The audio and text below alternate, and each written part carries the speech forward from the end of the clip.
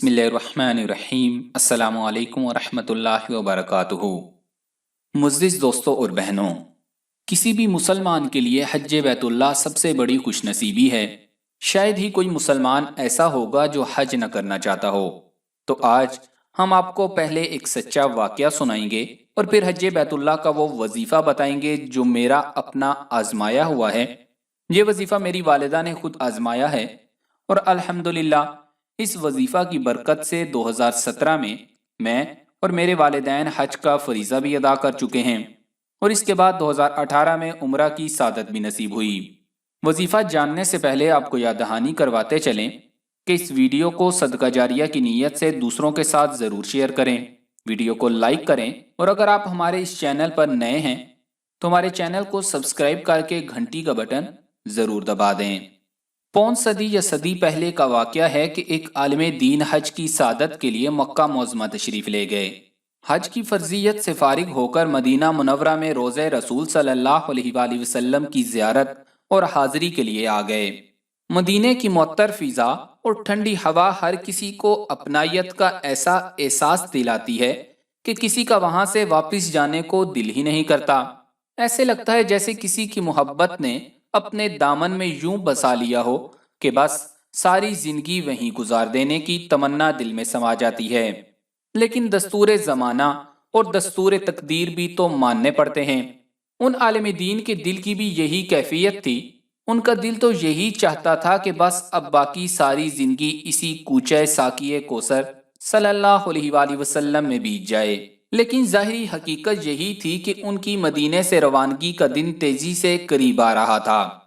ایک دن وہ صبح کا ناشتہ کرنے کے بعد کھانے کے بچے کچے ٹکڑے، ہڈیاں، چھلکے وغیرہ گھر سے باہر ایک جگہ پھینکنے گئے تو کیا دیکھتے ہیں کہ ایک بچہ اس کوڑے کے ڈھیر میں سے کچھ کھانے کی چیزیں نکال کر اکٹھی کر رہا ہے اور لوگوں سے نظر بچا کر کھانے کی کوشش بھی کر رہا ہے۔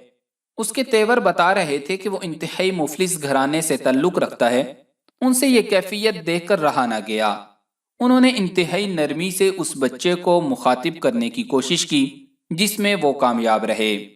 ایسی کیفیت میں اس بچے سے مخاطب ہونا کسی نازک کانچ کے برتن کو ہاتھ میں لینے سے کم حساس نہ تھا۔ وہ بچے کو اس کی غربت کا احساس دلائے بغیر اس سے کچھ باتیں کرنا چاہتے تھے۔ وہ عالم دین اس بچے سے شفقت بھری باتیں کرتے کرتے اسے اپنی رہائش گاہ پر لے گئے۔ وہاں اس بچے کو کھانا کھلایا اور اس کے حال احوال سے متعلق جاننے کی کوشش کی گئی۔ اس بچے کی زبانی معلوم ہوا کہ وہ یتیم ہے اور اس کی ماں کی مالی حالت اتنی سخت نہیں رکھتی کہ وہ اس کی تعلیم اور اچھے گزر اوقات کا بندوبست کر سکے۔ لہٰذا وہ بچہ اپنے باقی بہن بھائیوں کی طرح حالات کے رحم و کرم کے سپرد کیا جا چکا ہے۔ اس عالم دین کے دل میں بچے کی محبت بڑھنے لگی اور وہ اس کے مستقبل کے متعلق سوچ بچار کے عمل سے گزرنے لگا۔ اس کے ہمدرد ذہن اور مہربان دل نے اسے جلد ہی اس عمل سے گزار کر فیصلے کے کنارے پر پہنچا دیا۔ اس کا پکا ارادہ بن گیا کہ اگر یہ بچہ اس بات پر راضی ہو جائے تو وہ اسے اپنے ساتھ اپنے وطن لے جائیں گے۔ غالباً ان کا وطن اس وقت ہندوستان تھا اور ابھی پاکستان نہیں بنا تھا۔ ان کے دل کی بات جلد ہی ان کی زبان پر آ گئی۔ انہوں نے اس بچے سے نہایت ہمدردی اور انسان دوستی کے لہجے میں بات کرتے ہوئے اپنے دل کی بات اس کے گوش گزار کر دی۔ بچہ آخر بچہ تھا، اتنا بڑا فیصلہ وہ اپنی ماں کی اجازت اور رضامندی کے بغیر نہیں کر سکتا تھا۔ اس نے اس محترم عالم دین بزرگ کی خدمت میں عرض کی کہ وہ اس معاملے سے متعلق اپنی ماں سے پوچھے بغیر کوئی جواب نہیں دے سکتا۔ ہاں، اگر اس کی ماں اس بات پر راضی ہو گئی تو وہ ان کے ساتھ ہندوستان چلا جائے گا، لیکن اگر اس کی والدہ راضی نہ ہوئی تو وہ ہرگز اس بزرگ کے ساتھ نہیں جائے گا۔ بزرگ عالم دین بھی تو یہی چاہتے تھے۔ اس بچے کی والدہ کی اجازت کے بغیر وہ کسی صورت بھی بچے کو ساتھ نہیں لانا چاہتے تھے۔ اگلے دن ان کی حیرت کی انتہا نہ رہی جب وہ بچہ اچھے سے کپڑے پہن کر ان کے پاس آیا اور آ کر یہ نوید سنائی کہ ان کی ماں نے اسے ان کے ساتھ جانے کی اجازت دے دی ہے۔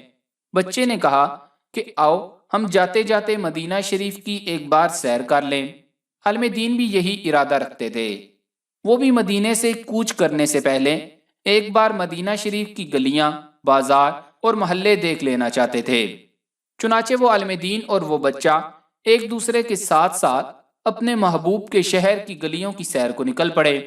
جب مدینہ منورہ کے بازار آئے تو اس بچے نے عالم دین سے پوچھا کہ کیا ہندوستان میں اس طرح کے بازار ہیں؟ انہوں نے بڑی تسلی سے جواب دیا کہ ہاں، وہاں بڑے بڑے بازار ہیں، وہاں ہر چیز میسر ہے، بہت شاندار اور وسیع و عریض بازار ہیں۔ لڑکے کے چہرے پر مسکراہٹ کی ایک لہر دوڑ گئی۔ وہ آگے چل پڑے۔ بڑی بڑی سڑکیں دیکھ کر وہ بچہ کہنے لگا کہ کیا وہاں بھی اس طرح کی بڑی بڑی سڑکیں ہیں؟ انہوں نے جھٹ سے جواب دیا کہ ہاں بیٹا، وہاں بھی بڑی بڑی سڑکیں ہیں۔ ایک مسجد کے سامنے کھڑے ہو کر اس بچے نے پوچھا کہ کیا وہاں ایسی مساجد بھی ہیں؟ انہوں نے کہا کہ ہاں، کیوں نہیں، وہاں بڑی عالی شان مساجد ہیں، تاریخی اور کشادہ مساجد بھی ہیں۔ ساری باتوں سے بچے کی تسلی میں لمحہ بلمحہ اضافہ ہوتا جا رہا تھا۔ اس کا دل تصور کی آنکھ سے ہندوستان کا نظارہ کر رہا تھا۔ آخر کار وہ بچہ روضہ رسول صلی اللہ علیہ وآلہ وسلم کے سامنے آ کر رک گیا۔ روضہ پاک پر اپنی محبت بھری نظریں جماتے ہوئے اس نے وہی سوال کیا جو باقی چیزوں کے متعلق بار بار کر رہا تھا کہ کیا وہاں روضہ رسول صلی اللہ علیہ وآلہ وسلم بھی ہوگا؟ تو عالم دین آپ دیدہ ہو گئے۔ اس سوال سے ان کا دل بھر آیا۔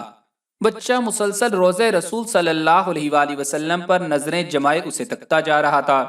جب اس کے سوال کا جواب آنے میں تاخیر ہو گئی تو اس نے اپنے چہرے کا رخ ان کی طرف کیا جو اب تک تو ہر بات پہ ایک ہی جواب دیے جا رہے تھے کہ ہاں بیٹا، یہ چیز بھی ہے، وہ چیز بھی ہے۔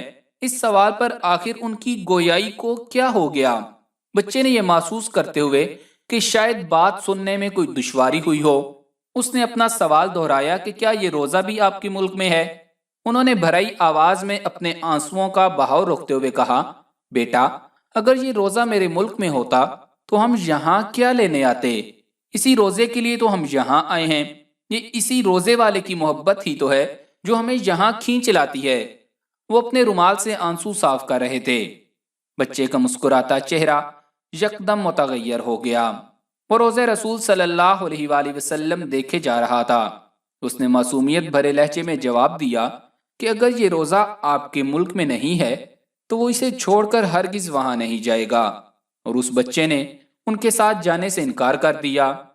یہ ہے نبی کریم صلی اللہ علیہ وآلہ وسلم کی محبت جو دنیا کی تمام چیزوں پر سبقت لے جاتی ہے، اور آج اسی محبت کا سبب ہے کہ آپ اس محبوب کے کوچے پر حاضری دینے کے لیے یہ وظیفہ جاننا چاہتے ہیں۔ 2015 کی بات ہے، میں مدرسے اور کالج کی مشترکہ پڑھائی مکمل کرنے کے بعد ایک شخص کے پاس جاب کے لیے گیا۔ اس سے پہلے میں متعدد کوششوں میں تھا کہ کسی طرح آن لائن کوئی کام سٹارٹ ہو جائے اور کچھ اخراجات نکل سکیں، لیکن متعدد کوششوں کے بعد جب کچھ نہ ہو سکا تو میں نے جاب شروع کر دی۔ وہ شخص آن لائن مختلف ادویات بیچا کرتا تھا جو وہ خود تیار کرتا تھا۔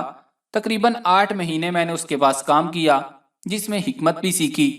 اس جاب کے دوران والدہ یہ وظیفہ کرتی تھی جو انشاءاللہ ابھی میں آپ کو بتاؤں گا، اور اللہ تعالیٰ سے دعا کرتی تھی کہ کسی طرح اس کے گھر کی زیارت ہو جائے۔ شاید اللہ نے وہ دعا ہم 5 بھائیوں میں میری نسبت سے پوری کرنی تھی۔ اس شخص سے تنخواہ کی وجہ سے ناراضگی ہوئی۔ وہ ہر مہینے اس تنخواہ سے کم دیتا تھا جو اس نے مقرر کی تھی۔ بہانہ یہ ہوتا تھا کہ اس مہینے آمدنی کم ہوئی ہے۔ جب میں نے بار بار کہا تو اس نے مجھے نوکری سے جواب دے دیا۔ اب میں نے دوبارہ سے آن لائن کوششیں شروع کر دی۔ دینی علم کے ساتھ ساتھ اب میرے پاس حکمت کا علم بھی تھا جو ہمیں مدارس میں پڑھایا تو جاتا ہے لیکن اتنی وسعت کے ساتھ نہیں۔ میں نے وہاں سے جواب ملنے کے بعد یہ چینل شروع کیا اور ساتھ ساتھ مختلف اداروں میں جاب کا انٹرویو بھی دیتا رہا۔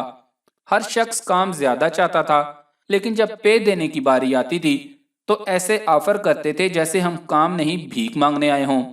اسی دوران اللہ تعالیٰ نے کرم کیا اور 2 مہینے میں اس چینل سے اچھا کمانے لگا اور الحمدللہ چند ماہ میں ہی اس قابل ہو گیا کہ والدین کو حج کروا سکوں، اور چند مہینوں بعد ہی والدین کے ساتھ حج پر چلا گیا، اور اگلے سال ساری فیملی کے ساتھ عمرہ کی سعادت بھی نصیب ہوئی۔ اب وظیفہ جان لیں، ہر صبح جب نماز فجر کی آذان ہو تو توجہ سے آذان سن کر ہر لفظ کا جواب دیں۔ جیسے مؤذن اللہ اکبر کہے تو آپ نے بھی جواب میں اللہ اکبر کہنا ہے۔ اسی طرح مکمل اذان کا جواب دینا ہے، لیکن جب مؤذن حی علی الصلاۃ پڑھے تو آپ نے لا حول ولا قوت الا باللہ پڑھنا ہے۔ حی علی الفلاح کے وقت بھی یہی پڑھنا ہے۔ اور جب الصلاۃ خیر من النوم پڑھے تو تب بھی یہی کہنا ہے۔